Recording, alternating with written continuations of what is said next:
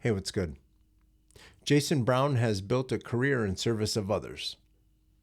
Right now, he's in Virginia helping all the immigrant families that are struggling with the obvious bumps with the law.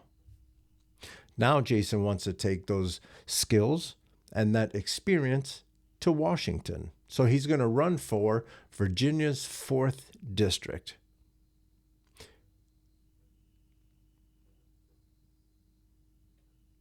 This is my conversation with political hopeful Jason Brown.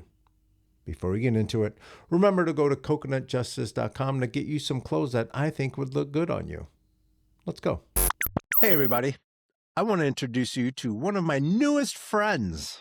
He's running for Congress in Virginia's 4th district. Jason Brown is here. Hi, Jason. Hey, how are you? I'm doing good. How are you? I'm doing well. Thanks for having me. I'm excited. Awesome. Awesome. So Virginia 4, what area does that cover? Yeah, so Virginia's 4th district is pretty much Henrico County down to Brunswick County. So uh pretty much central Virginia, everything that is south of like Northern Virginia. I guess that's one way I could put it. Like everything that's like Richmond and south of Richmond. Yeah. Okay. Did you ever hear that song, Rich Men from Richmond? I can't remember his name. It's a, it's No. uh it's not even Oh, country. is it It's like rich guys from North Richmond or yeah, I know what you're talking about. Yeah. I have yeah, heard that that song. Yes. that I don't know. I don't know what genre that. It's not country. Is he I think maybe that's from what he West was like Virginia? aiming for. Yeah. I don't know much about the guy, but I remember when the song came out, I was like, okay, he's putting us on the map. So, yeah, Yeah. yeah. Did you like when you first heard it, were you like, all right, cool, yeah, we got, or was it like, Um, why are you shit talking us? no, I think I was more so like I knew who he was talking about, and I agreed with what he was saying. I think based off of like what I can recall. Yeah. Yeah, I mean, rich guys from north of Richmond, yeah, right in DC, and I mean that's where a lot of like weapons contractors and things are at, and so it's like, yeah, I get it. Yeah, call Yeah. those guys out. Yeah. Yeah. It's what's that area like? What's your area like? Is it really conservative or is it like super political and Mhm. everyone's always fighting? Like, what's it like out there? Yeah, so Virginia's 4th district, the way I've explained it to others is it's a very solid like cross section cut of what the United States looks like, right? And Hmm. so it's very diverse when it comes to race. Hmm. It's a pretty solid split there. And then politically, the 4th district is a strong Democratic district. Okay. So it leans more for Democratic politicians and candidates. However, it's made up of different like communities and counties and what have you that vote strongly Republican. And so, you can be in some areas like Richmond and Petersburg where it's going to be Democratic strongholds, more urban environments. And then you can be in places like my hometown, Dinwiddie County, which is more of a rural community, more of a conservative Republican community as well. You can go out to Prince George, some other parts of like Southern Virginia that make up the district as well, and they'll vote pretty similarly. So it's interesting that like you can. It's kind of like some countries that you can travel to where it's like, oh, if you're in one part of the country, it's like snowy, and another part of the country it's like a desert, and then you've got mountains and you've got rivers and all of Yeah. that. Like District 4 is kind of like that. You've got pretty much anything and everything that you could think you run into like right here in this district. That sounds gorgeous. Yeah. I mean the natural landscape is virtually all the same. Yeah. But yeah, as far as Are you just guys the outdoorsy people out there? landscape. It depends on like which part of the district you're in. So if you're in places like Brunswick County, more of like the more rural areas, I Hmm. mean, gorgeous farmland, very quiet, clear skies. It's really nice. And then like if you're someone that's more into like the hip architecture and looking for more trendy spots to go to, going out into like Richmond, you've got that. There's also a lot of history here. Of course, this was the birthplace of the Confederacy, and many of the You can't be bloodiest. perfect. Right. Many of the bloodiest battles in the Civil War were fought right here at pretty much my own backyard. Yeah. And so like there are many like students that I went to school with, and they would be digging in their backyard and find like bullets from the Civil War. Like that's yeah, Wow. yeah, that happens here. So yeah, it's one of those areas that's like I said, it's a very solid cross section of what the United States looks like. So That's pretty yeah. neat. Out here, we find arrowheads and stuff. I live in Okay. California. I'm in Northern California, Uh-huh. and we find arrowheads and stuff like that. Um, I think it was a golf course going in, and they found a bunch of ceramics and pots and all kinds of stuff. Hmm. So that's pretty neat that Yeah. that it's still there after all this time. It's still there, and you guys are digging it up. That's crazy. Yeah, yeah, it's been there, it's been undisturbed, and it has a story behind it, and I mean, that's what happens when you have a system that like prioritizes profit over people. They're okay with like tearing it down or paving right over it or digging it up so that they can put whatever Yeah. they need to put down in the ground. So it's very little care for humanity and human history as well. So Yeah, that's the tough part. yeah. And but I guess it's tough because I understand wanting to move forward Hmm. and progress and all that stuff. But yeah, like where's the respect for history? Hmm. Yeah. That's a tough question to have to answer. But yeah, again, those rich men that we keep talking about, they don't care. They will put a shopping Right. mall wherever they want. Right. Yeah, and so that's the thing is like I mean you do have to have that balance between like wanting like architectural and infrastructural like progress and development for your community, Yeah, right? Like if anyone were to say, "Hey, like we want to step into your community and develop affordable housing, like build up affordable housing units and what have you." That's great.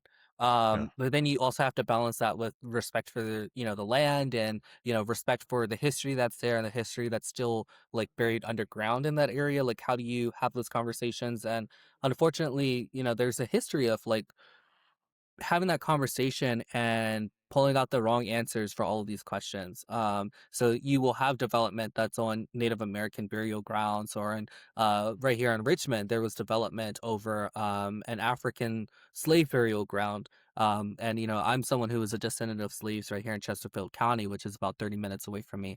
And so that's something that definitely hits close to home. That someone's like, hey, we can just develop right over this. So yeah, yeah, there's that balance. I'm not someone that's like anti-development, like don't build anything. yeah. But I would say don't build anything when you know like what's underneath without like really delving into it and having a conversation with the impacted community to see like, Right. okay, what's the way forward, And doing the homework behind that so you Right, can right, right, see right, like what are we right. doing? Right, so you're a good steward of it, yeah, because a lot of people Yeah. are handling things that they have no business handling, and it's simply because they just didn't do the homework and don't care, so hopefully there's, like, a curse on them or something, right? Like, they dig up the wrong thing and it curses them. Yeah. Seen it enough So in movies, I need to be real this time. yeah, could you imagine? Well, actually, you could almost say we're living through the curse right now. Yeah, yeah, Like absolutely. we haven't been too respectful of our history here. Mhm. And man, it feels like we're paying the price for something we did as a community Yeah, back sometime. yeah. Yeah, and I mean, we're not taking care of the planet, and we see all the things that are going on there. I mean, this is a Yeah. serious we're seeing cause and effect in live action, and then you have our elected leaders who are scratching their heads saying, why does this happen, why are prices going up, or Yeah. why are gas prices going up, or why are we having all these hurricanes and tornadoes and it's snowing in March, and all these things, and it's just like, okay, you guys, the cause, and you see the effect, you need to do something about it, and they don't care because again, we're operating off of private profit over public good, and over just like profit over people, and it's yeah, Yeah. they're not doing anything about that. Yeah. And you said that the Confederacy started in that area? Yeah, the birthplace of the Confederacy. Richmond, which is here in Virginia, was the capital of the Confederacy. Yeah. Yeah. Is it still you guys do you still see the flags flying Oh and all yeah. that goofy Oh stuff? yeah, absolutely. It depends on like which community you're in. Um, of course, the more like urban an environment is, the less you'll start to see it there, just Yeah. because of people who are moving in and kind of just there's a different feel. But no, I grew up like being able to see like I could walk down my neighborhood and like come out of my neighborhood and see a Confederate flag on someone else's, house or what have you. So, I mean, it was very common, especially growing up, to like be able to see it. Now not as much because you know that there's like backlash you're gonna face if you put it up. But what people have started to do to try to be a little creative with it is the Confederate flag that we usually see is the Confederate battle flag. And so what Yeah. people have started to put up is like the actual Confederate flag, which looks a little different.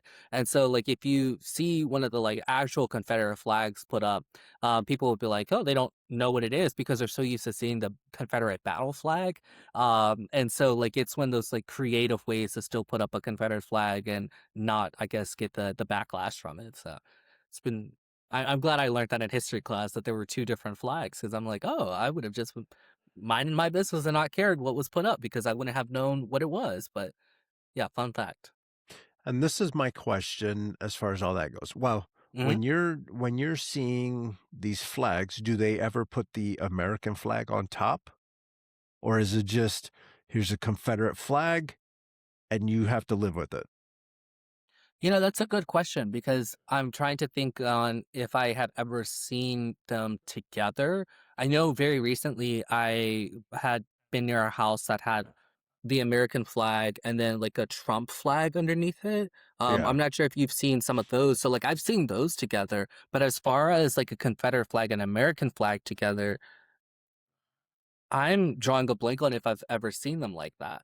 Yeah. Um, so it usually is kind of like, from what I recall, like here's the Confederate flag, and it's like they weren't even around. Like I like it's like you're on the losing side with that, and it's like But that's another conversation for another day because I'm just like.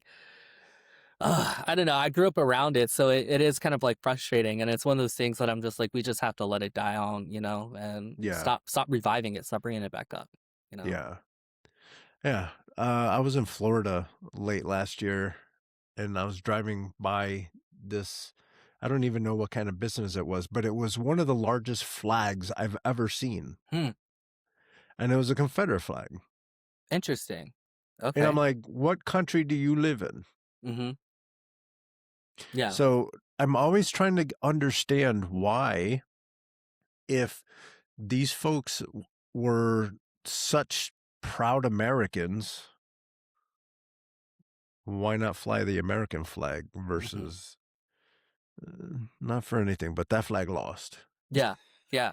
Yeah. I would say, part of it, and this is not really a thought out thought, it's more of just like my raw reaction to that, or raw response. Like for me, I believe it's because like they're trying to identify with something, right? Like in Sure. your being of beings, in your heart of hearts, what your beliefs are, and here's something that you can identify with, and so like you're going to use it to express who you are internally.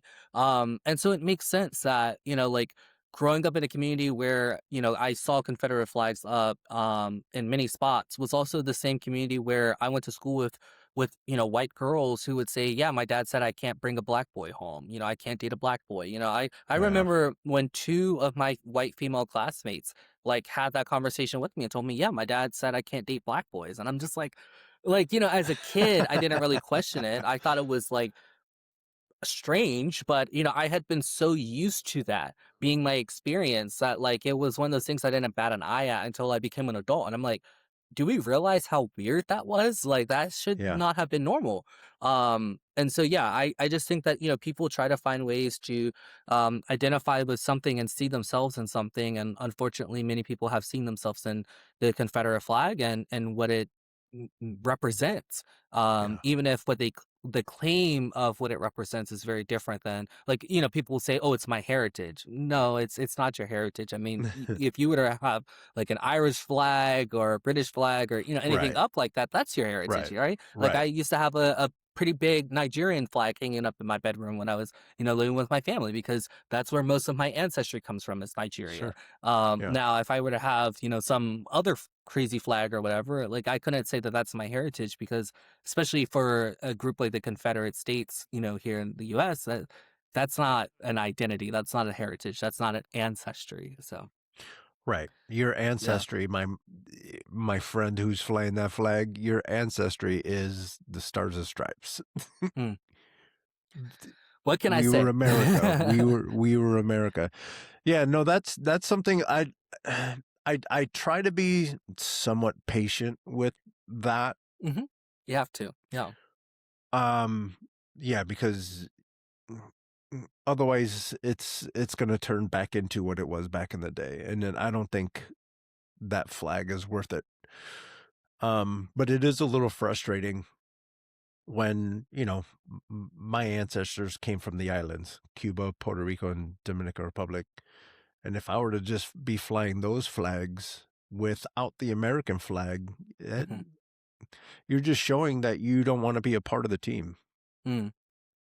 Yeah, and And I definitely get that, and I agree that you do have to show patience. I'm a political organizer before I'm an elected official, and so for me, it's really about working with other individuals within my class, the working class here in America, working with them hmm to fight for what would be better for all of us. And so what I tell people is that, when I say that I want affordability for all, when I say that I want healthcare and education and housing to be guaranteed as human rights for all of us here in the richest nation in modern history, where we don't guarantee those things. When I say I want that for all, I do mean all. I do hmm mean not only the people that agree with me, but also the people who disagree with me, right? Like I want right. that family that, has the Confederate flag hanging on their front porch to be guaranteed housing and education and healthcare. Because it's not about wanting to provide what's best for people who agree with you politically and ideologically. It's wanting to provide for humanity what humanity needs. And I don't think that we can. I've always told people who have looked up to me for leadership, like, we can't play political Puritan and say that, you have to check all of these boxes in order for me to think that you qualify to be fought for. No, like, Right. who are we to leave parts of our class behind as we fight for, a better tomorrow, you know? I love that you said that, because yeah, it just seems like up to now we've had leadership that that takes control by dividing. Hmm. And it's refreshing to hear a lot of you younger folks coming up saying, no, that doesn't work. Yeah. We have to do it a completely different way. Right. Right. And that's a very important conversation to have. Like I've been in some spaces um where, for example, there was like a meeting that I had attended. I was like tabling there and, just supporting the event and was there to learn. And, there were some sentiments of like black separatism that were in the meeting. And, I personally don't agree with black separatism, as a whole. The idea that, black people in America, we should have our own land, our own economy, our own, the list goes on.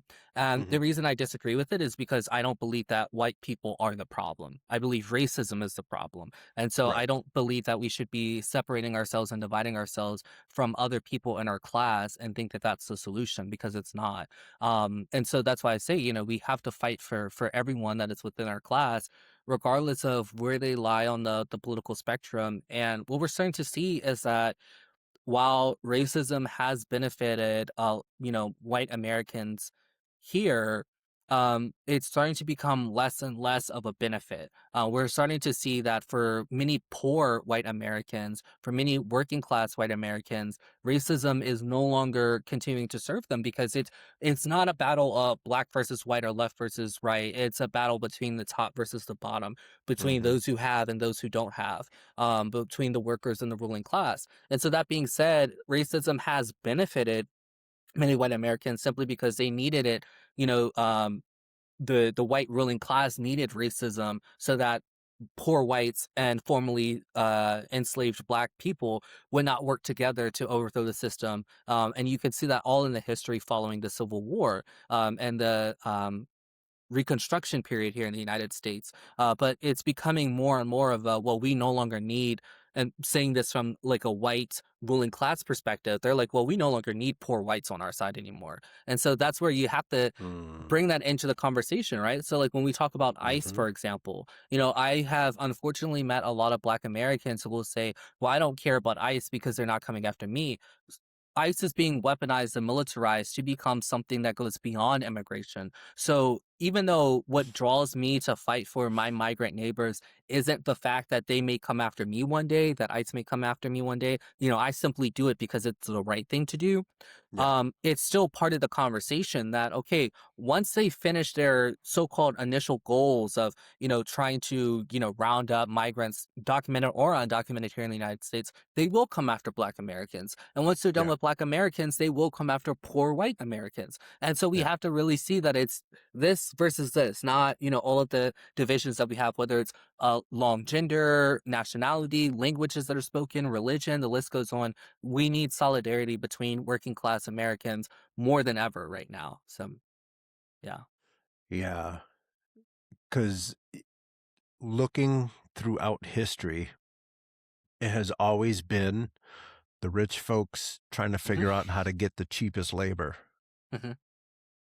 And it's unfortunate that the people who don't have will fight against each other way faster Hmm. than actually just taking a look at, no, it's the fact that the corporations are giving the jobs to immigrants Hmm. or to illegal immigrants or whatever you want to call it. And then now I used to work in Silicon Valley. Come to find out that those corporations are giving jobs to contractors, and it's having the same effect as, folks that are coming from South America and Central America up here, and they're getting jobs. Um, and everyone who's fighting for a job is fighting with each other for the job instead of saying, hey, corporations, why are you Hmm. giving our jobs away? Hmm. Right. No, yeah, I definitely get that. And, you know, there was a speech that I was listening to recently, and it was from Angela Davis a few decades back. And, you Mm-hmm. know, she had brought up Nike in particular and how, you know, Nike, a huge portion of its consumer base was working class Americans. And however, they were not providing jobs for the people who were purchasing their products, right? They were going Yeah. overseas and, you know, setting up their businesses in places where, you know, they may have paid their people $2 an hour to, you know, create these shoes that then they, you know, turn around and sell to us for $100, right? And At so least. yeah, right, right. And so, you know, the system just has not worked for us. And, you know, with capitalism, I mean, we have to call out the issue where the issue is. And, you know, capitalism is the issue. You know, that's at least what I believe.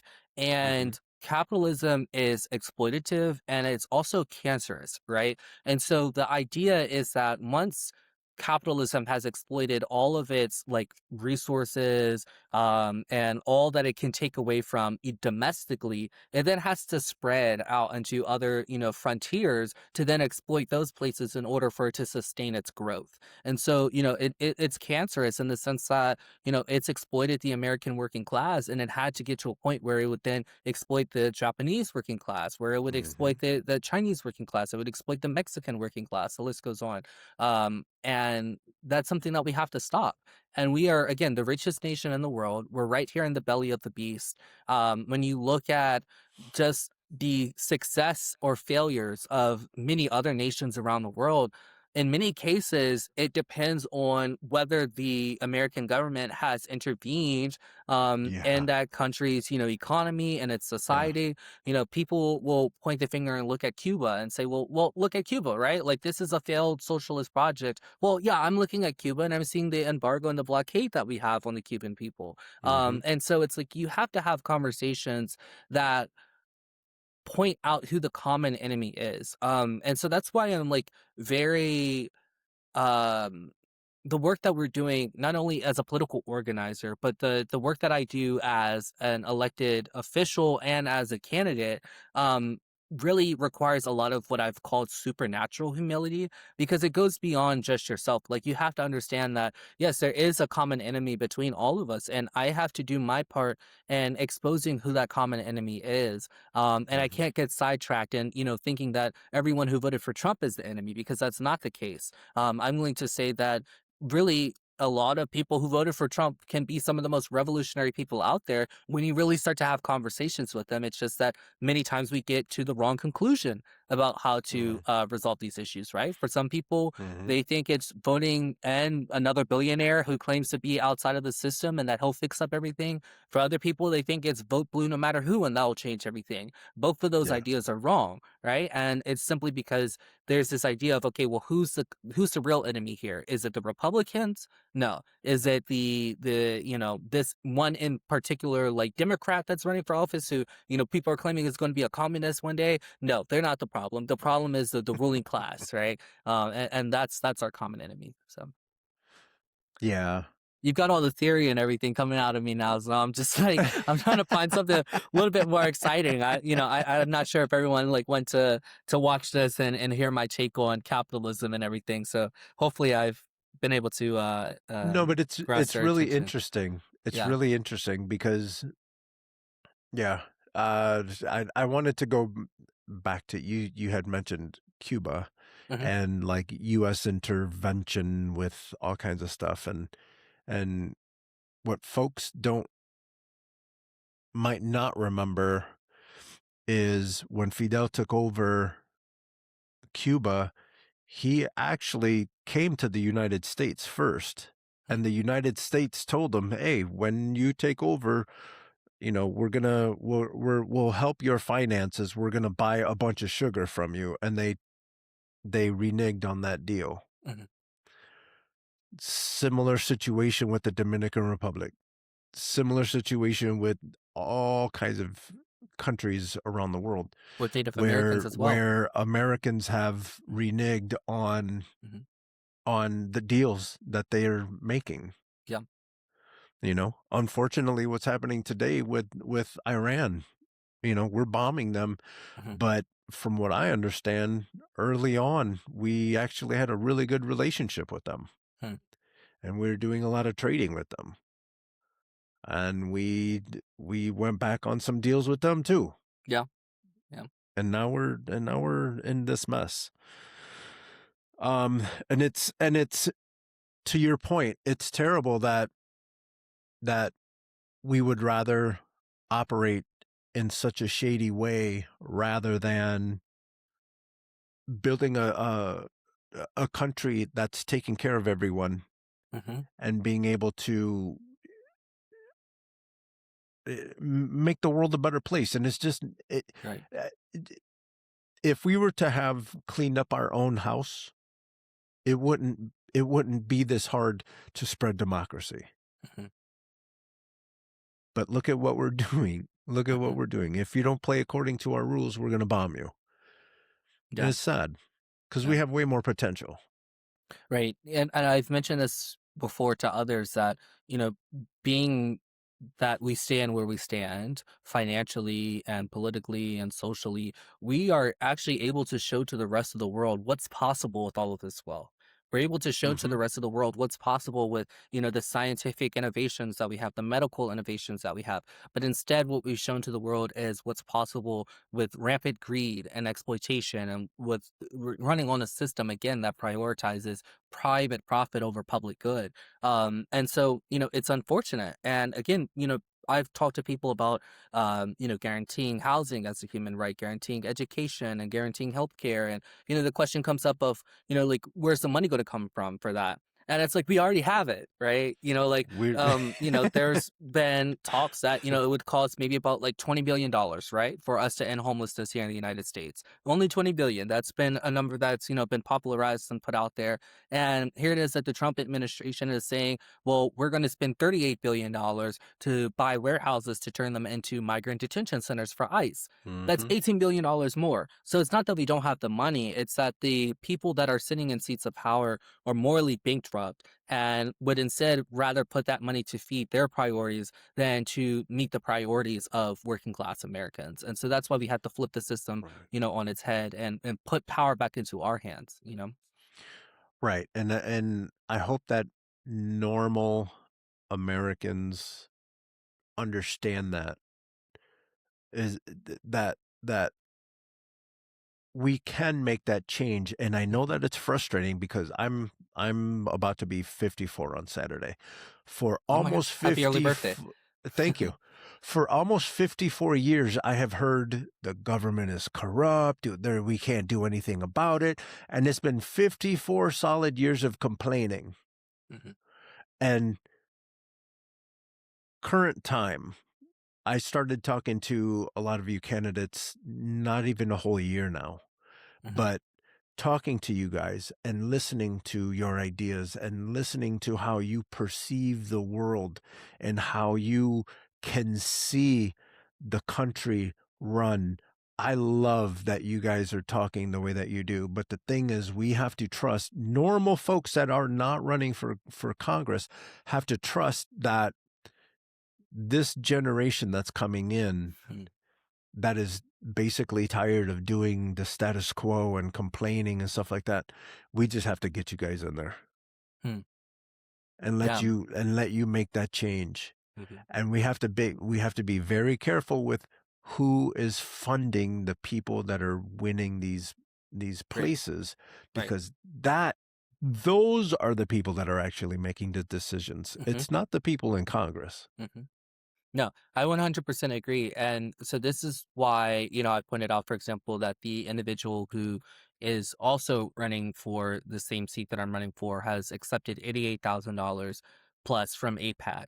And for me, it's important to point that out because then I'll look at, for example, when the war on Iran broke out and I'm Mhm. reading the statement that they write about the war in Iran versus my thoughts on the war in Iran. And I'm like, these are two different realities that we're living in. But then it Yeah. makes sense when you track, okay, well, this is who's paying this individual. If I received $88,000 from, my neighbor next door, which wouldn't even be legal simply because of, like limitations on how much people can donate. But Sure. if, my neighbor somehow is able to pay me $88,000, I think I would be pretty attentive to, what my neighbor's concerns are. So that's Oh yeah. why I'm saying that I'm not going to accept any corporate PAC money. I'm not going to accept any money from APAC. I'm not going to accept any pro-Israel money. I'm not going to accept, the list goes on because Yeah. I don't want to be accountable to those people. I want to be accountable to my community and Yeah. not based off of how much they were willing to donate to me, right? Because I can't be bought. I'm unbought.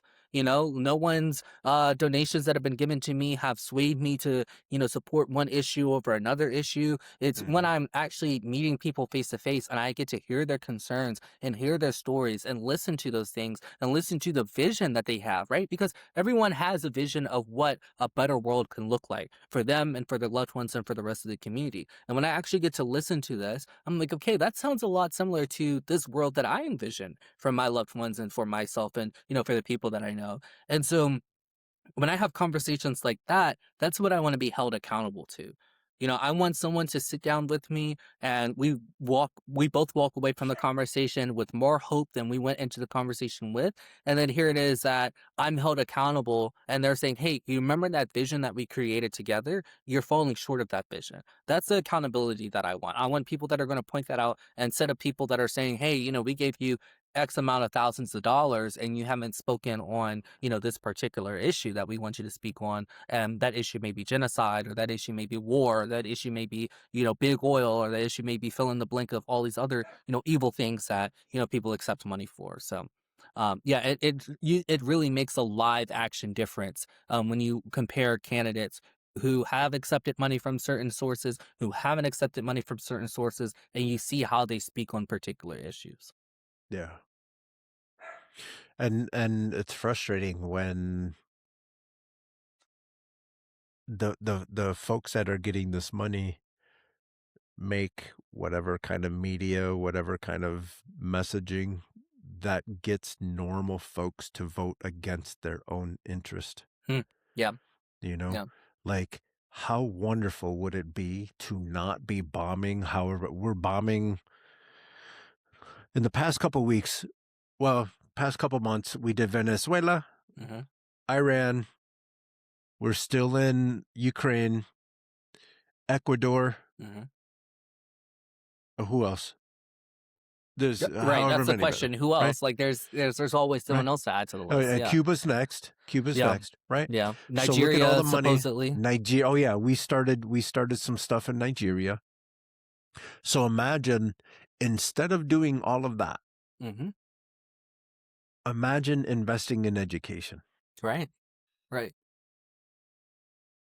And then that way, because slowly but surely I've been researching and talking to you guys and watching videos and reading books and stuff like that. The 70s. I don't know what the hell happened in the 70s, but besides me, I don't know what the hell happened in the 70s, Uh-huh. but something happened to where it just went sideways. Hmm. And folks just started going internationally to bomb things. And we started taking money out of education. We started taking money out of all of our social safety nets. Hmm. Everything that's supposed to make life easier for you and make it to where you can reach a little farther and push a little farther and invent things and actually have like a base of knowledge where you can be a business owner and be an idea person. If we as a country, if we were more prepared to take the lead in progress, Hmm. I don't know if I would care that manufacturing isn't here anymore, because everyone is up to speed on education and we're inventing things and then we can go somewhere else to build it. Right. But we're just not there. Right. You can't take money out of the country to go bomb other countries and expect your home to be okay. Yeah. Yeah. Yeah, I've said it before. Give public education the Pentagon's budget and tell the Pentagon to, go do big sales. And I think Tell we'll start Pentagon to, to pull themselves yeah. up by the bootstraps. Right, right, exactly, exactly, right, right. That's what we say, right? Yeah. We say to the unhoused, we say it to people that find themselves in financial constraints, pull yourself up by the bootstraps. And here it is that the Pentagon fails audits almost annually. Yeah, Hmm. so they're the ones that are leeching off of all of our hard work and hard Right. earned money. So And imagine if the United States had a public education system that was creating engineers and mm, scientists mhm. and doctors and teachers. And then we can fill all the jobs at NASA with our own people. Sure, sure. We can fill all the jobs in Silicon Valley with all our own people, Hmm. but it's frustrating. It's frustrating that the have nots are supposed to build themselves up by the bootstraps, and the haves are leeching off the government and then pointing at us and saying, look at those leeches. Right, right, exactly, exactly. Yeah, and that's why it goes back to pointing out, who the public, excuse me, not the public, the common enemy is, for all of us. Yeah. Because we'll then start to buy into the lie of, well, if I just vote with this particular party, that'll change things. And, that's a lie that both sides of the aisle, accept, right? You'll have Yeah. conservative voters that say, if I just vote Republican, things will change. If we just vote in enough Republican Congress people that will support a Republican president, things will change. Then on the other side, you have people that say, if I vote blue, no matter who, if I vote in Democratic Congress people that will support a Democratic president, then things will change. And it's like, no, we've seen cases where both of those things were right. Right now, we have a Republican president and a Republican Congress, and things are not moving towards, actual progress and meaningful change for the working class, there was also a supermajority where under the Biden administration, there was a Democratic Congress, right? And they didn't push past things. And so that being Right. said, it's like we've seen examples of what all of this looks like. We can't continue to repeat this. That's insanity. We need to Right. be able to say, okay, enough is enough. We're going to put power back into the hands of the people. And so, I'm running as an independent in this race, because I do fall left of the Democratic Party. And, I believe that the working class has outlived any usefulness of the two-party system. Yeah. And, I've had people ask me, well, why don't you run as a Democrat? Why don't you do this? Why don't you do that? And, I think it's just we have to step outside of the box. We have to say, okay, well, this is who, the enemy is. And unfortunately, there are so many people in both parties who are unwilling to say, let's put power back into the hands of the people. It's more of let's keep the power for ourselves. Let's keep, the Hmm. resources for ourselves. The ruling class has only ever used, its resources, its innovation, and, its money to satiate its own greed, right? The ruling class is not using those resources and that innovation to make our lives any easier, right? You can look at AI, for example. AI could be used to, make so many, processes that we have, individual people running, make those processes easier for those individuals. Instead, we're using AI for mass surveillance, we're using AI for war, we're using AI to lay off individuals. We're And so using AI to put ex-presidents on monkeys. oh, well, yeah, exactly, exactly. So it's like by a president, right? A president is Yeah. putting, yeah. So that's the thing is, we can do so much better. And, no, like people will ask me, well, what do you think about this like new technology or this innovation? For me, it's always neutral in and of itself, right? The same compass that, would be used by people who were trying to find maybe a hospital or get around or, whatever it may be, or to map the stars and all of that. There's the same compass that was used by people on slave ships to bring slaves over to the Americas. Yeah. And, the internet, for example, the internet can be used for all sorts of great things, but it can also be used for all sorts of bad things. And so Hmm. it's all of these technological innovations, medical innovations, etc., could work for us. But whether it works for us or doesn't work for us depends on who's in control and who decides how that technology is used. So we could have used AI for, supporting individuals like ourselves. When we look at drone technology, right? Instead of drone technology supporting war, we could have used drone technology during the COVID pandemic to provide groceries and medications to, Hmm. people who were shut in, like the elderly who could not risk going out into public to purchase groceries or to pick up their medications or, to see a physician, or the list goes on. So it's like, we have all of the technology, we have all of the wealth, we have all of the resources. So now we need to have people in power who are going to say, let's use all of that for the people instead of our own private self-enrichment. And I think that it's when we actually have that systemic change, changing a system that no longer says, changing the system and going from one that says private profit over public good and putting in a system in its place that says take care of the people, take care of the planet, take care of our communities, take care of public education. That's when we're really going to be able to see the vision that I have, the vision that you have, the vision that our loved ones have. And again, that vision, it has so many common threads because, we're all hungry for change that actually is going to serve us. And so, Right. that's why I'll talk to people and I'll say, well, what's the kind of world that you envision? And it sounds so identical to the one that I envision because it's like we understand, like in our being of beings, what it would look like for us to be taken care of. And unfortunately, we're doing the opposite of that. Yeah. And I'm telling you, an educated populace is less violent, will help initiate or help maintain progress, Mm. you know, and we just keep we just keep sending good money after bad. Instead of educating our people, we're going to get people from all other countries, and then we have leaders that say Americans are lazy and stupid. Mm. Okay, well, if we're lazy and stupid and you're the leader, what does that make you? Well, yeah, To me, it makes you useless. yeah, yeah, Because if you called us lazy and stupid and the first thing you do is take money out of education, you're the problem. yeah, yeah, I agree. You're the problem. Speaking of which, what's your educational background? Like, Yeah, go so ahead. I'm a product of public education. I'm also a Me school too. board member in my community, and I work full time in public education as well. And I'm a college student, so like I'm surrounded by Yeah. education on all four sides. So I it's love it's it. an issue that I take very seriously. I love it.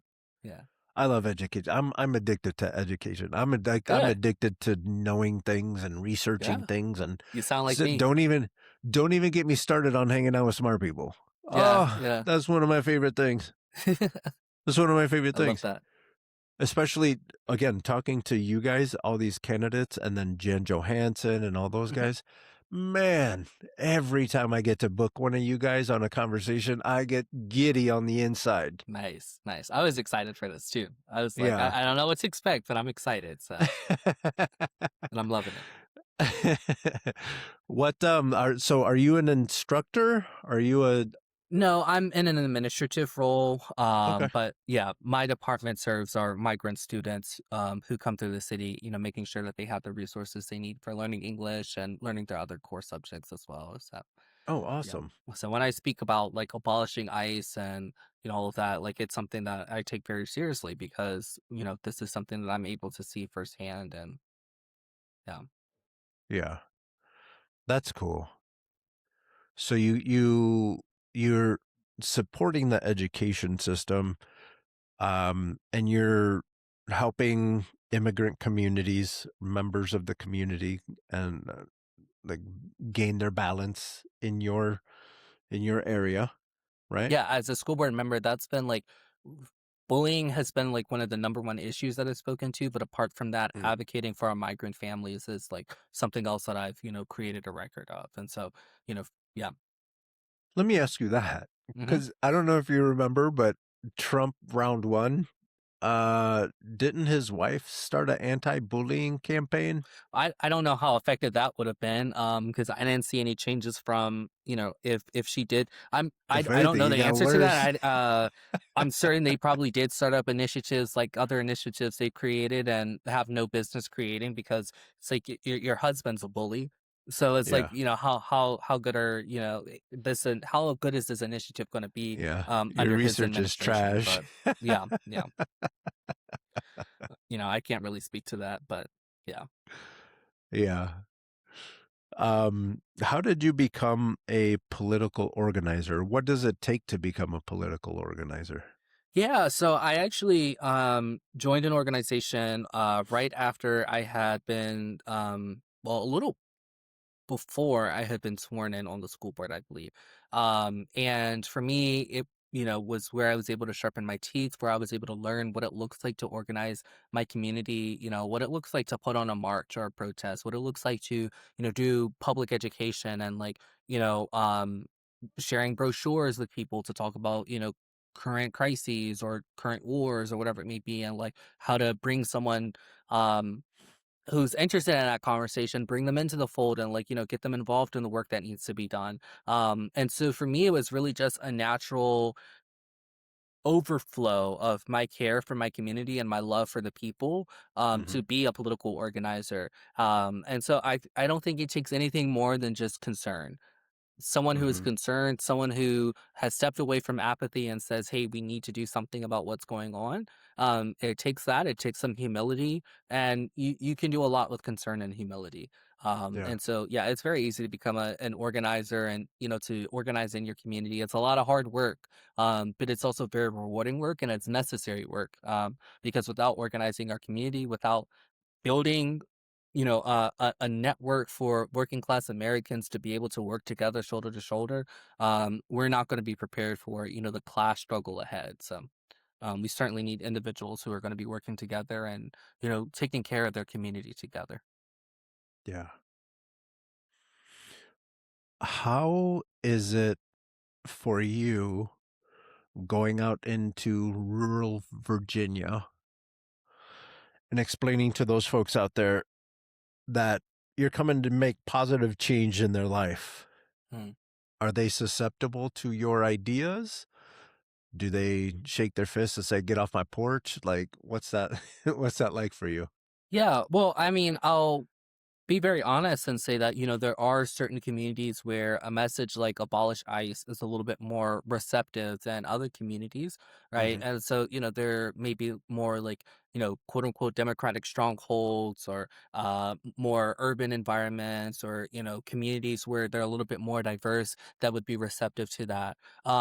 However, I believe wholeheartedly that it's necessary to work in communities that disagree with that message, right? Because a message of abolish ICE and affordability for all, a message that says abolish ICE and guarantee housing and healthcare and education for all people, that's for all people. And so I do have to go, I want to go into rural communities and share that message, right? And um, maybe the approach is a little different, right? So, for example, I may go into a community that's a little bit more conservative. And when I talk about, the need for ending our wars, right? I may speak less on, the humanity side of it and more speak on the, financial stewardship, right? Like that's our taxpayer money that's paying for these missiles, that's paying for, the genocide in Palestine, that's paying for X, Y, and Z. And, that because financial stewardship is more of a talking point that comes up in conservative circles, that may help to bridge the gap between, hey, this is what's going to work out well for all of us. Here's something that you believe, and let me put those two together.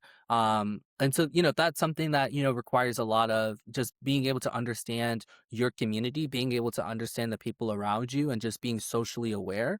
And then again, requires a lot of humility because I know a lot of self-righteous liberals who will step into a community like that and think you guys are beneath me. I know more than you do. So if you don't accept this message, I'm just, kicking the dust off of my feet and walking away. And you can't do Yeah. that. You cannot decide to leave pockets of our class and pockets of our community behind, because it's really going to take Yeah. all of us to win the world that we want. Yeah. I think you hit the nail on the head with that one. Hmm. Because if you're dealing with people, from what I understand, the the median Trump supporter reads at like a fifth or sixth grade level. And if you are a highly educated person and you are speaking to someone in a condescending way, you're turning them off. Sure. Yeah. So you're going to make it easy for a clown like Trump to come in and say, oh, those people, they're making you blah, blah, blah, and they're coming after you. And then, and if you're not speaking the same language, it's not that difficult to get someone to trick someone into thinking Right. that someone is after them and after their jobs. And a little bit of what you said earlier is we don't want our daughters bringing colored people home. Hmm. That's happened to me too. And I'm Yeah. like, I speak three languages. Like, Yeah. I'm not Yeah. dumb. Yeah.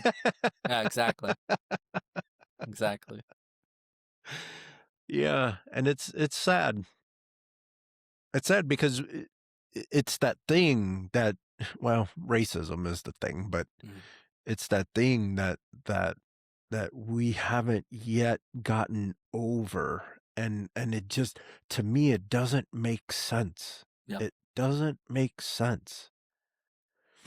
Um, my high school, I had everyone there. Iranians, Assyrians, Indians, black dudes, white dudes, Chinese dudes, Japanese. I went to Hmm. school with everybody. Hmm. And it's just not that hard to get along with people. Right. Yeah. It's in our nature. But yeah, that's why racism is such an unnatural thing. And so it requires effort. It requires work to be racist because it goes against nature. Yeah. But some people, unfortunately, I would say there are many people who are willing to put in the work. And then there are many people who think that they have to put in the work so that they can get ahead. Right. And that's why I Yeah. say that racism is one of those things that has benefited so many poor white Americans, but it's benefiting them less and less. And that's why we have to have more solidarity within our class, because there are many people who hold to racism as a, well, this is my last lifeline to, feel as if I'm in a place better than this other individual, right? Because Yeah. I can speak as a poor white American. If I look around and I realize that, things just aren't working out for me, that the system is against me, that, whatever it may be, and I can blame all of it on people who don't look like me and be the beneficiary of blaming it on people who do not look like me. That's a lifeline that many people reach for. So that's why we Yeah. have to step in and really, with a lot of humility, because it takes a lot of humility to, go in and say, okay, I understand this person may be racist, but I can't leave this individual behind. That requires a lot of humility, but that's necessary work. I think that's an unpopular message to say we can't leave racists behind, but I believe that in my heart of hearts that there's no one in the American working class that I'm willing to leave behind, because the fight that I'm fighting for is Yeah. for all of us. And I understand Right. that it takes a lot of indoctrination for an individual to come to those kind of conclusions. And we have to unlearn that. And in that process of unlearning is how we start to free ourselves. Yeah. Again, may Let be me very just throw unpopular, but let me let me just throw that out here. White folks, we're cool. Just come hang out with us. We're yeah, cool. yeah, I of mean, course. You get it. yeah, like I don't understand. And I'm glad that I don't. But I've hung out with white folks. I've done the country thing. I've done drink way too much Jack Daniels and Coke. I've done the fishing and the all the things, and Sure. I loved it. And I've also gone to different parties and did the MC Hammer dance and all the, Mhm. it's uh different cultures make life so much fun. Yeah, So much fun. yeah. What's your family life like? You said you're a descendant from Nigerians? No, so, like, through DNA tests and things like that, have Uh-huh. found that, most of my ancestry comes from Nigeria. Okay. But yeah, I'm a descendant of slaves who are here in Chesterfield County, which is about 30 minutes away from where I live. Yeah. And, just typical Black American family. Mhm. The more I talk to other people who fit the demographic, the more I've realized that, many of the experiences I thought were my own, or actually universal experiences Yeah. for Black Americans. And so, I've continued to find a lot of pride in that. I didn't grow up being super proud to be Black. It was something that I found a lot of shame in. I tried to move myself closer and closer in proximity to whiteness. And, Mhm. whether it was revising family history and saying, oh, Sure. this particular parent is white, or, I have a white grandfather, I have a white this, or I have a white that, the lies that I would tell myself, to feel more comfortable in who I was as an individual. Fortunately, when I got to college is when I really started to undo a lot of that. And, I realized that being Black is something I could be proud of. Yeah. And, that was what, maybe like 5 or so years ago. And here it is that now, I'm still holding on to that, I can be proud of who I am. And Yeah. I definitely want to instill that and others who had that same struggle that I did, because, I was someone who, the way that I talked, people would say, well, you sound white, or, just being educated or getting good grades on tests, it was like a white thing. And so it was like, Yeah. even if I succeeded in life, it was like, well, you're doing something that white people do. And so, we really have to undo a lot of these things, these lies that we've been told and that we tell ourselves. Yeah. Yeah. Yeah, our communities are kind of like that, right? Yeah. I used to carry a book bag just full of books Hmm. 100% of the time. And I was always getting that, look at this book Right. carrying ass motherfucker. And I'm Sure. like, Yeah. I want to be smart. I'm sorry. Right. Right. Right. Right. Exactly.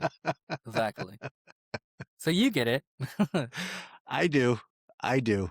I've been called names. The Yeah. fact that my podcast is called Coconut Justice, I didn't even try to. I didn't. It's a gamer tag.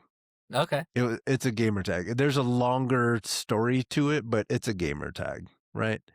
And then through the years, and I've been Coconut Justice since since I went to college, Uh-huh. the 2000s or whatever.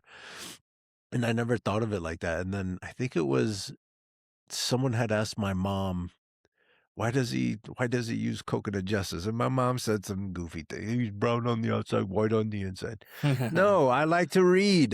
Yeah, yeah, I also like my cafecito. I love Cuban sandwiches. Like, yeah. you can't take tostones and maduros off my plate without a fight. You know what I Right, mean? right, right. I get it. Yeah, we've really have to decolonize our thinking, you know? Yeah.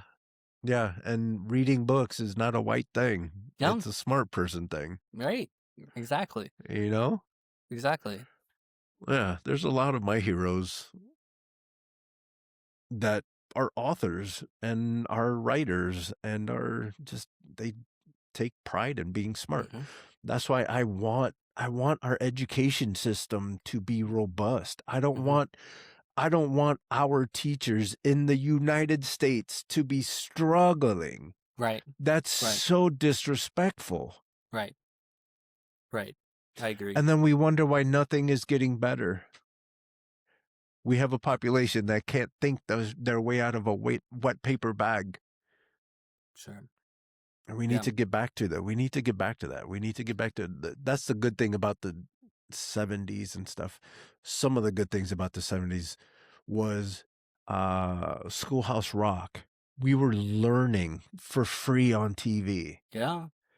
And you can't tell me not everybody understands I am a bill. I am only a Only a bill. bill. Yeah. And I'm sitting here on Capitol Hill. Right? Yep. Yep. They were teaching us. Yeah. Yeah. Now And now it's teaching and education is commodified and privatized, and you've got to pay to access it. Yeah. yeah. Yeah. And it's not there's this podcast, Grits and Eggs. I don't know if you've heard of them. They're out of Atlanta, I believe. Okay. And he said something deep just last week. He said, game should be told, not sold. Hmm. Same thing, game meaning knowledge. Hmm. It should be told, not sold. Yeah. So if I am able to improve your knowledge base, it makes us both better. Hmm. And then if we can come and we compare notes, that's practicing democracy, Hmm. You right? get it. Yeah. Oh, 100%. 100%. I don't mind getting in an argument with anyone as long as they're smart. I hate getting into fights with people that are just dumb as hell. Sure. And everything that they say is something that they heard on TV or that Trump said or something. Hmm. You know, like I don't get it. We need scientists, we need researchers, we need to up the game when it comes to this education stuff. And we will. We'll be on the winning side, and we can choose whether that's today or we keep pushing it off for another generation to take on. So, Nah, yeah, today is the day. today's the day. Yeah, Today's the day. today is the Where day. I have way too many of you guys, too many of you young folks coming up saying, no, there's a better way to do it. Yeah, yeah. And it's wonderful.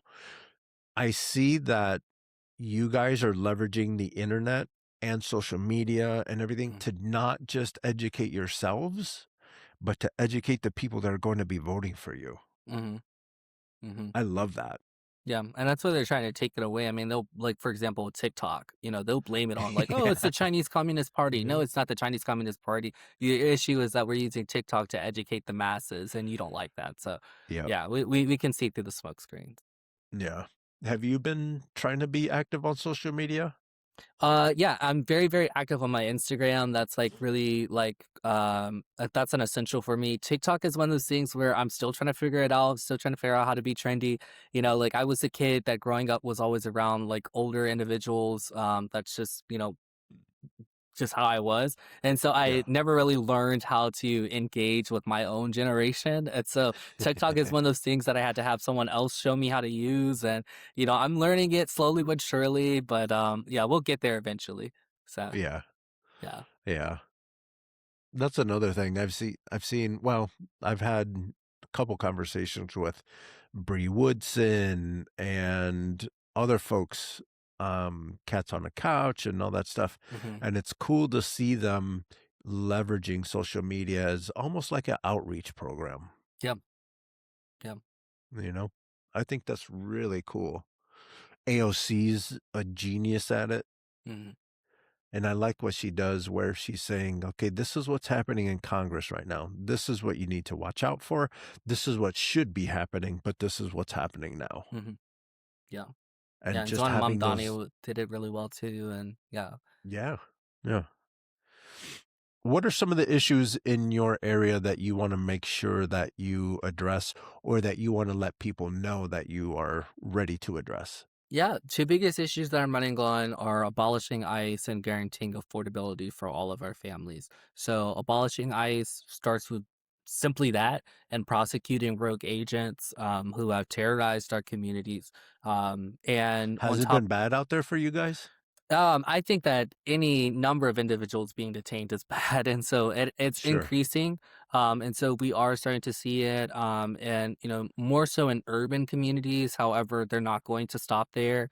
We actually just had a huge pocket of the community go to speak out against the potential development of an ICE detention center here, and or headquarters. And I may be mistaken, but an ICE facility. They were trying to build it here in the community, about maybe 40 minutes away from where I'm at. And Mhm. so a huge pocket of the community came, spoke against it, and it was voted down. It did not move forward. That just goes to show what's possible when we work and fight together. So abolishing ICE is number one for me, and equal to number one, my other top issue is again guaranteeing affordability for all. Whether that's housing for all, education for all, healthcare for all, universal pre-K, public Mhm. transportation, green infrastructure.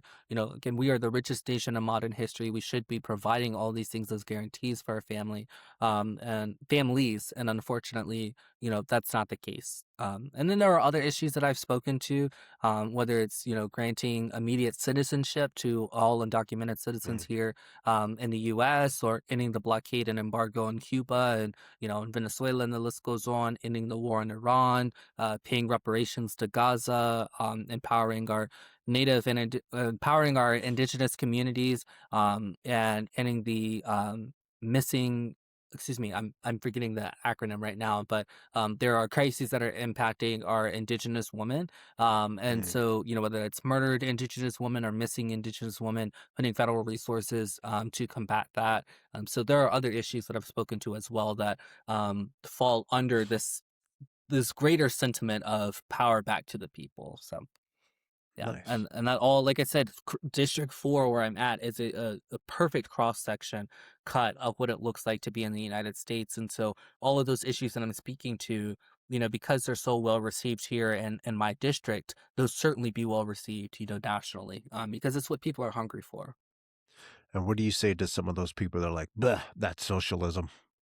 It is socialism, and if that's what you want to call it, then that's what it is. A system that says, let's put the people first. Let's put power back into the hands of people. What Yeah. person do you know does not want to be empowered, right? I meet very Right. few people who say, I don't want, to be liberated. I don't want to make the call the shots on my own life. I'd rather some rich guy do it. Right. I haven't met a single person that would say that.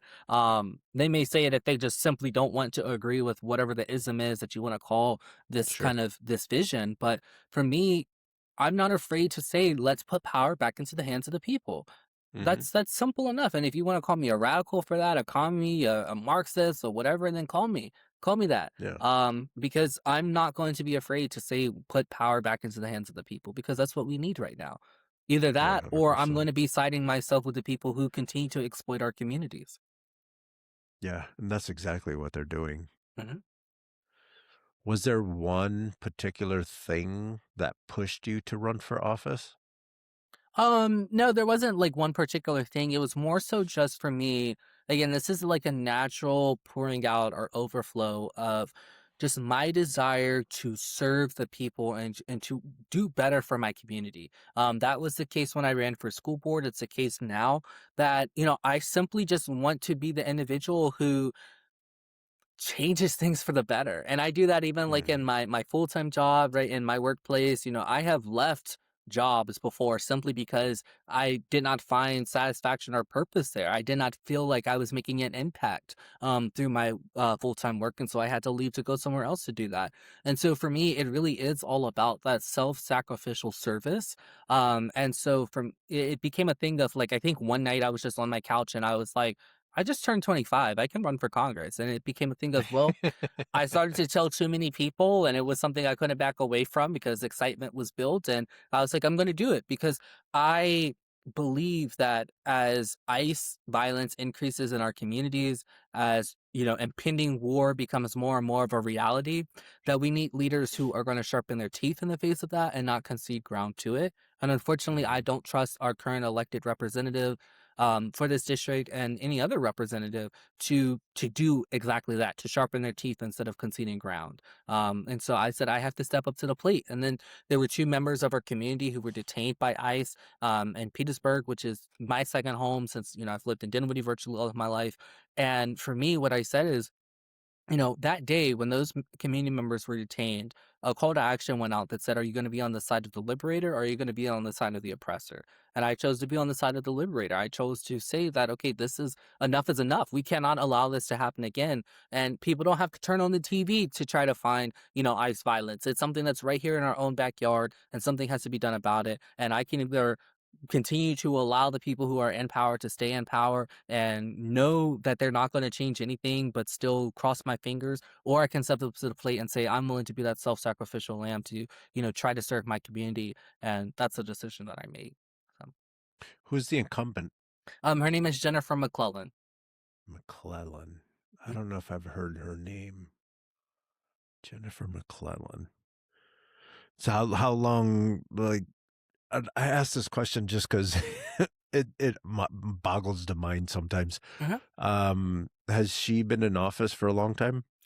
Elected office, she's been in for a few terms now. As far as being Okay. a congresswoman, I believe this would be her second term that she's running for reelection. She was first voted in Okay. 2022, so So it's not actually like the she's an third. Yeah. 89-year-old. No, and what I've told people is that, and again, this is another unpopular message, but it's one that I believe. I don't believe age is the issue. Sorry if you hear my dog. I don't believe age is the issue. I do believe that what the issue is that we tend to blame age on is a defanging of a lot of the leaders who, in their younger years, really wanted to serve the community, but as time went on, became more and more compromised, became bought out, and then they started to defang themselves and no longer push for the policies that they were pushing for initially. And so, I expect when I'm 89 years old, I hope that I am still as principled and as convicted as I am right now at the age of 25. So when people say, well, do you believe there should be age limits on these things? No, I don't believe there should be age limits, because it's not an issue of age. It's an issue of giving up your and yeah, forfeiting your principles and your moral convictions. And unfortunately, when people start to sit around in these positions of power, they forget who enabled them to be in those positions of power in the first place. So Yeah. Do you believe in term limits? I don't think I do. And I say that as someone who I see this as my calling in life, to serve my community in this kind of capacity. And again, I think it goes back to the issue of what are your morals and what are your convictions, right? Over time, people start to take it for granted that they're just going to be reelected over and over and over again. Yeah. And so they start to lose a lot of that fire. And that comes up even in, like, for example, you can look at like religious conversions, for example. There may be people who, they're religiously converted and then, they're on fire for whatever they believe. And then over time it starts to die off. And then they, start to become less and less of a, I don't want to say fanatic, but less and less of someone that's like on fire for whatever they're believing in. And so that Or starts to tapped happen into with their community, yeah. yeah, and so that starts to happen with a lot of our elected leaders, and so, I don't think that, again, amount of time served is the problem. I don't think that the amount of time you've been on this earth is the problem. It's more of just we have people who continue to forfeit their convictions for money, forfeit their principles Yeah. for more power, and we need people who are going to say, no, it's not about me. It's about putting power back into the hands of the people. And you can do that at 89. You can do that on your 89th term. But if you stop doing that, it's time for you to go. That makes sense. Yeah. Yeah, because I was that was a conversation that I started having with folks a handful of years ago. Mhm. Is technically there is uh, term limits, technically, because you can vote them out at any time. Mhm. So, okay, you're not doing your job. Okay, you got to go. Yep. But then now we're learning that through PAC funding and all that stuff, Mhm. those folks have a tendency to hang on a little bit longer just because they have the money, Mhm. and they might disengage with their community. Um, Stop, please stop. Sorry about that. it's okay. Yeah, so when they disengage with their community, they should be taken out, but we're starting to learn that it's not that easy. Um, to get to get people voted out. But yeah, my dogs are feeling left out. That's great, and I don't feel so bad. Yeah. Um, but yeah, that makes sense. That makes sense. If you're doing a good job, I could be convinced that you should keep your job. Yeah, Yeah. I can see that. But we need to, it needs to be proven, and it shouldn't be something that's based off of your prior credentials and your prior successes. You need to have continued success, and again, it becomes a thing of, if you, it may be your 89th term that you've been elected, but it's like, okay, if your 89th term is when you stop saying let's put power back into the hands of the people, then that's when you need to go. You got to go. Yeah, you got to Yeah. go. Yeah. What do you foresee? Let's say you run a wonderful campaign and you win. Hmm. Do you have an idea of what's the common thing your first 100 days would look like? As far as like the policies I would try to push, or like what would my Mm-hmm. experience look like? Your just your experience in office, the policies that you would put. Well, we already know you're going to push abolishing ICE Mhm. and affordability, but are you expecting? What are you expecting as the new guy coming in? I think that for me, I would probably, in my very first 100 days, and I hope it's not like this, but realistically speaking, I may become very demoralized very early on. I remember that was a case when I was elected onto the school board, where I came in and said, "Hey, these are all the issues that I ran on. Here are all the issues that I'm wanting to correct. Here are the things that the community shared with me that we need to change." List goes on. And then I get behind the scenes and I'm like, oh, like this is why it looks the way that it does.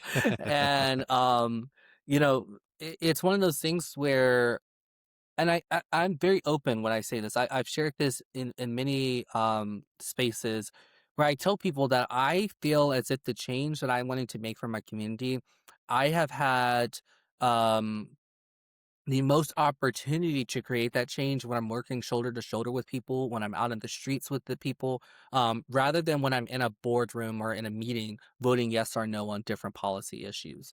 So I do believe that I am a political organizer before I'm an elected official. And so it's all about, how am I organizing with the people? How am I organizing my community to fight for the change that we need? And less of, okay, did I vote yes or no on this particular issue? And I do believe that it's important to, certainly vote yes on the things I need to vote yes on, and no on the things I need to vote no on.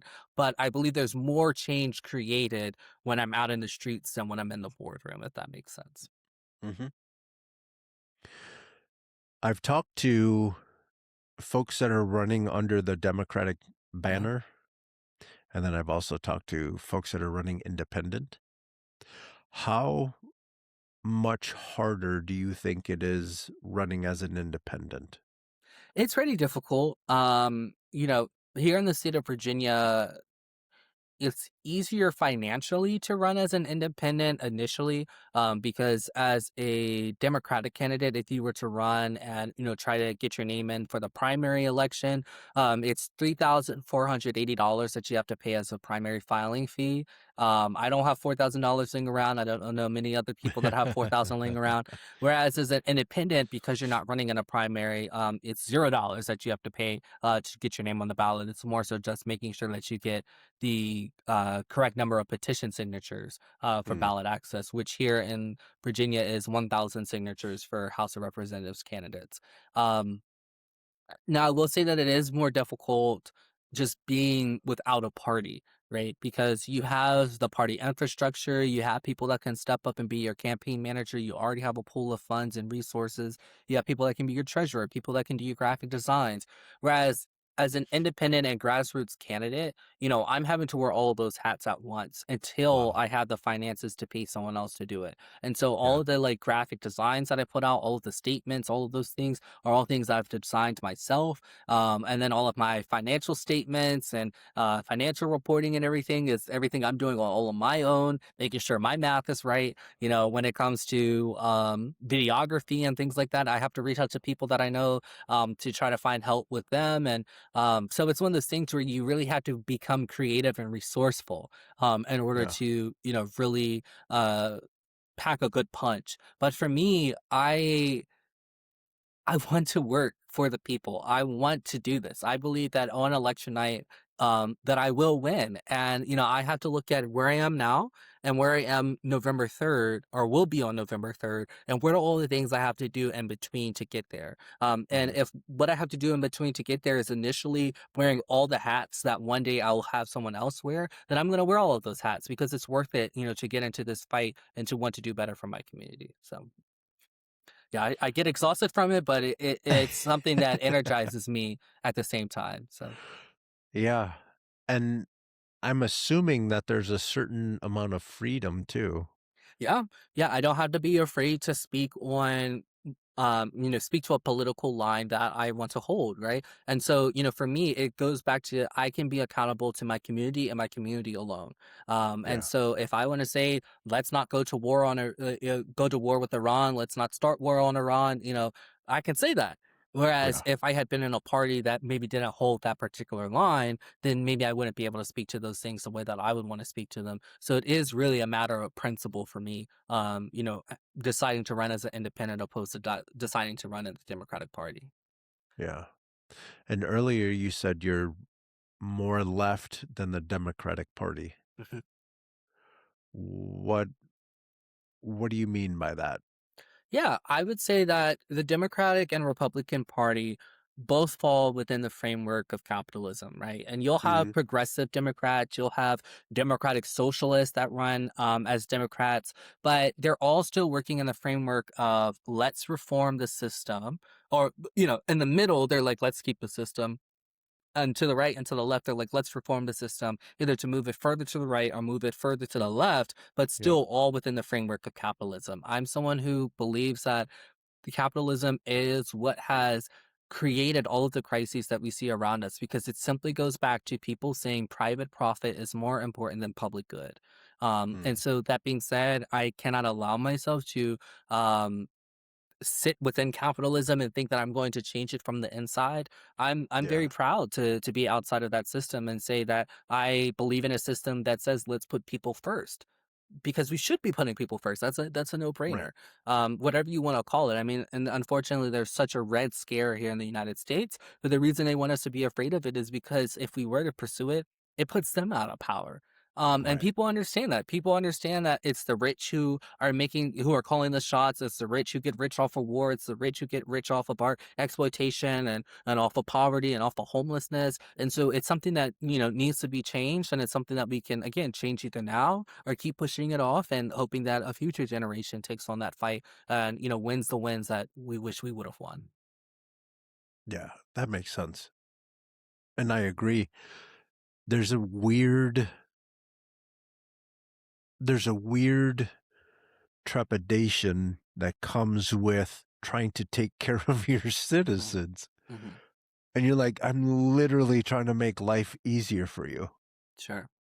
And I've had conversations with people where I say something like, you're diabetic. Wouldn't it be cool if you can get your medicine, like the proper amount of medicine, you don't have to ration yourself Mm, for you to live a healthy life? And they say, well, no, not if the government is giving it to me, because that's socialism and I don't want to live. yeah. And I've I'm had like, similar you're conversations. going Yeah. to die. Yeah. Yeah. Yeah. Yeah, people, you can call it anything that you want, but as long as you call it, I mean, as long as you don't call it socialism, people will buy into it. But then the second that you start to add an ism onto it, that's where that American propaganda kicks in. And it's like, no, no, that's something I'm supposed to be afraid of. Isn't it? Isn't it hilarious? I've seen the videos where they say, what do you think about Obamacare? And they're like, ugh, Hmm. no way. Well, Hmm. what do you think about affordable health care? And they're like, oh yeah, all the way. Yeah. That's Yeah. what we need in this country. You're Yeah. like, Yeah. oh my God. It's frustrating, and I've run into that as an organizer, having to have those conversations with people. But at the end of the day, it's more important for me to win over the unwon people in my class than it is to stand on a moral high ground and say, let's just give up on them and move forward without them. And so that's why I say it really does take a lot of supernatural humility to do the kind of work that needs to be done. And think about this. The people that are in charge right now are literally leaving us behind. Yeah. They're tearing the fabric of society, and Mhm. they don't care if we catch up or not. No, they don't. They don't need us. Well, I mean, they need us, but they act as if they don't need us. So, Right. no. They need us to work for cheap. Yeah. Yeah. They need us to continue to enrich themselves. Right. Right. They have to have someone to exploit. Yeah.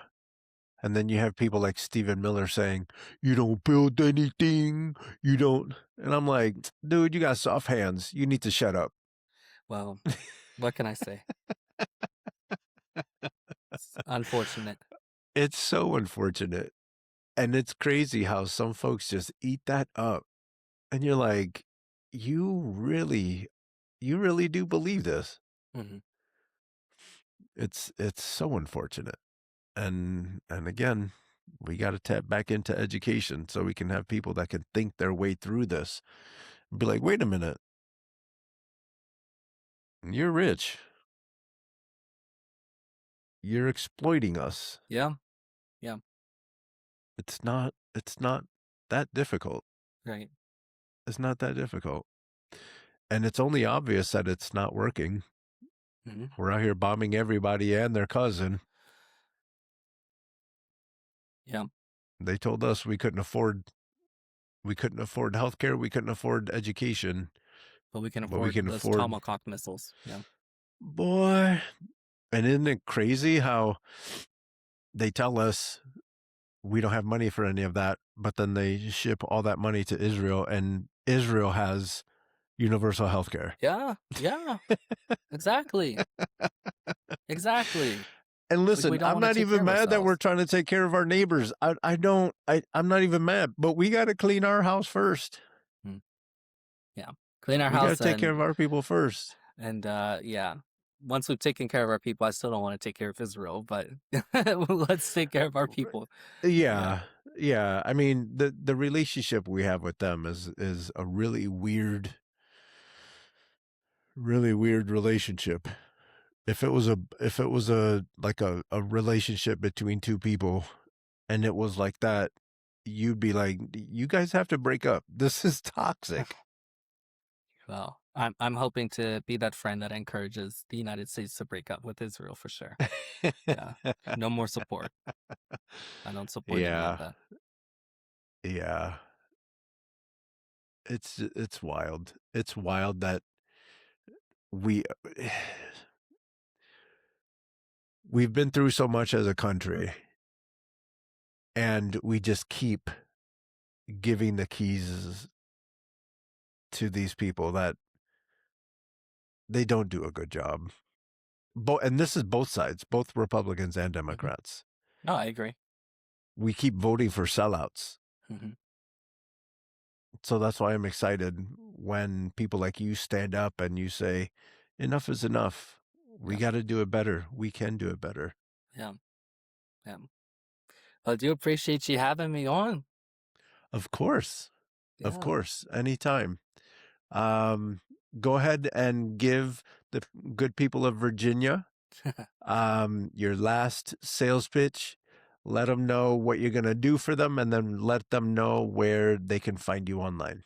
Yeah, I guess go in reverse order, rev myself up. You can find out more information about me on my campaign website at jasonforcongress2026.com. And you can also find me on Instagram at jasonforcongress, or you can reach out to me directly. My contact information's on the website if you want to chit chat it up. I'm very accessible as a candidate, and part of the reason why I'm accessible as a candidate is because I do believe that it's putting power into the hands of the people that's really going to win the world that we want.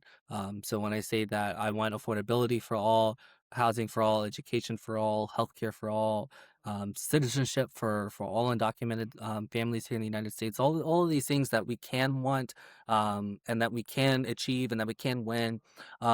It all starts with putting power back into the hands of the people. And it's been a very, very, very long time since we've had elected leaders that have said exactly those words. And so, there's a very stark difference between someone who is wanting to put power back into the hands of the people and someone who's wanting to keep the power for themselves and enrich themselves off of it. And so there's a very clear choice come November 3rd. And I hope to be that choice for the people because I'm putting the people first. And if you think I'm not putting the people first, let me know how I can do it better because I'm always wanting to get better at that. I'm always wanting to get better at serving the people. So, but thank you again for having me on here, Carlos. I really appreciate it. Yes, sir. Of course. Anytime. Yeah, Thank you for taking time from your busy schedule. I know it was a you pleasure. grassroots candidates, especially listening to how you have to do your own graphic design and everything. Yeah. Holy cow. Yeah. Holy cow. You got to want it. Yeah. But I'm loving it. I'm loving it. Yeah. So, yeah. But thank you again. It's great story. Yeah. Thank you. And Yeah. with You that, have a. everybody, oop, Oh, I was go gonna say ahead. you have a good afternoon, but yeah, with that, everybody, I'll let you finish. Yeah. You have a great rest of your evening. And with that, everyone, we out. Thanks again.